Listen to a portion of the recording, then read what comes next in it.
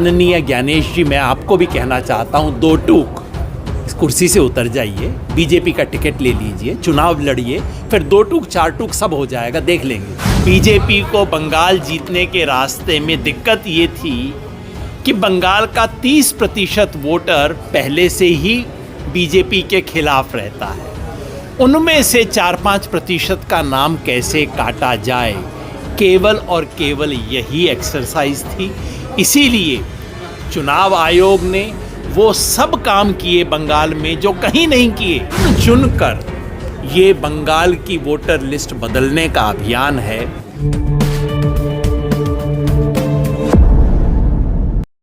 वही कह रहा हूँ मैं इनसे। ये जो बंगाल में हुआ है, ये SIR मतलब स्पेशल इंटेंसिव रिवीजन नहीं है, ये स्पेशल इम्पेडिमेंट रिमूवल है। बीजेपी इस देश में एक राजनैतिक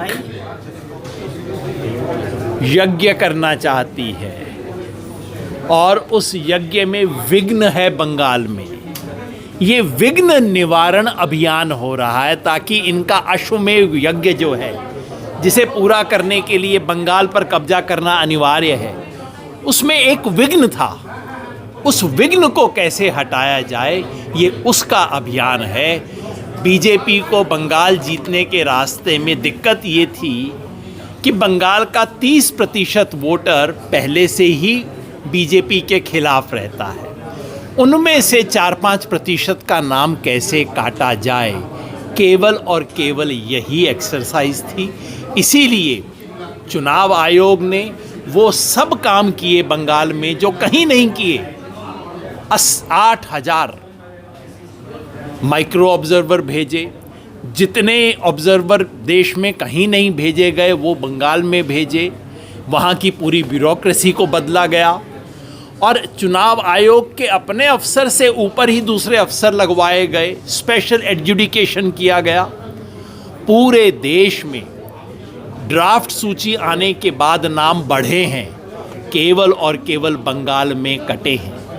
बंगाल में 90 लाख से ज़्यादा नाम कटे हैं और 27 लाख ऐसे लोगों के नाम कटे हैं जिन्होंने बाकायदा एन्यूमरेशन फॉर्म भरा था, जिन्होंने जाके हियरिंग में हिस्सा लिया था, जिन्होंने अपने दस्तावेज दिखाए थे, उन लोगों का नाम काटा गया है।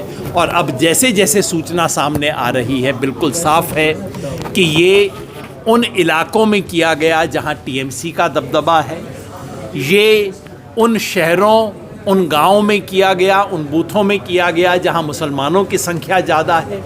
चुन चुन कर ये बंगाल की वोटर लिस्ट बदलने का अभियान है। लोकतंत्र में वोटर सरकार को चुना करते थे, अब बंगाल में सरकार, और बंगाल की सरकार नहीं, केंद्र की सरकार वोटर को चुन रही है। ये जो हो रहा है ये बहुत दुर्भाग्यपूर्ण है। ये लोकतंत्र को सर के बल खड़ा करने की कोशिश है और अफसोस की बात है कि सुप्रीम कोर्ट ने इसे जहां रोकना चाहिए था, वहां इन 27 लाख लोगों का नाम रोकने की बजाय, डिलीट होने से बचाने की बजाय ये कहा कि अगले चुनाव में वोट दे लीजिएगा। ये बहुत दुर्भाग्यपूर्ण है। सर, टाइम बहुत कम बचा है वोटिंग का, तो इसके बीच क्या सुप्रीम कोर्ट से आप लोग क्या मांग करेंगे? क्या हकीकत ये है कि वोटर लिस्ट फ्रीज करने की तारीख निकल चुकी है। हकीकत ये है कि अब चाहे कोई कुछ कह ले, चाहे सुप्रीम कोर्ट के जज सदाशयता से कुछ सुंदर बातें कह दें, हकीकत ये है कि अब एक भी नाम जुड़ नहीं सकता बंगाल की वोटर लिस्ट में।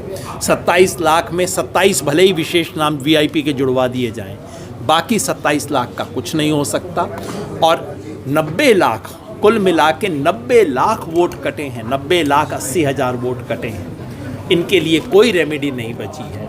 और दुर्भाग्य बात की ये है कि इस देश में सुप्रीम कोर्ट, जो लोगों की अंतिम उम्मीद का एक छोर होता है, वहाँ भी उन्हें निराशा हाथ लगी है। सर, आप बंगाल के साथ ही यूपी में भी हुआ था ऐसा यार, जब ड्राफ्ट लिस्ट आई थी तो इसमें 2 करोड़ के समथिंग लोग के नाम पड़े थे, तो योगी आदित्यनाथ ने कहा था कि ये कौन वोटर है, ये हमारे ही वोटर है। तो आप कह रहे हैं कि बंगाल में टारगेट किया गया, ये तो यूपी में भी हुआ था ऐसा। यूपी में शुरू में 2 करोड़ 80 लाख नाम कटे, लेकिन आपने देखा होगा यूपी में अब 80 लाख के करीब नाम दोबारा जुड़े हैं।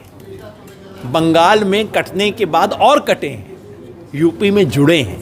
ये अंतर है और यही बीजेपी की सरकार और टीएमसी की सरकार का होने का अंतर है। अच्छा, आज ट्वीट देखा आपने चुनाव आयोग का? मैंने आज चुनाव आयोग का ट्वीट देखा, ट्वीट की भाषा देखी। इस देश की संवैधानिक संस्था कहती है टीएमसी को 2 टूक जवाब। ये किसकी भाषा है भाई? इस भाषा में तो इस देश में सड़क छाप राजनेता एक दूसरे से बात करते हैं, तो मैं भी चुनाव आयोग को 2 टूक कहना चाहता हूँ। इस देश के मुख्य चुनाव आयुक्त, जिनके कहने पे इस देश की संवैधानिक संस्था के नाम से वो 2 कौड़ी का ट्वीट किया गया है। माननीय ज्ञानेश जी, मैं आपको भी कहना चाहता हूँ 2 टूक। इस कुर्सी से उतर जाइए, बीजेपी का टिकट ले लीजिए, चुनाव लड़िए, फिर 2 टूक 4 टूक सब हो जाएगा, देख लेंगे। Thank you sir, thank you.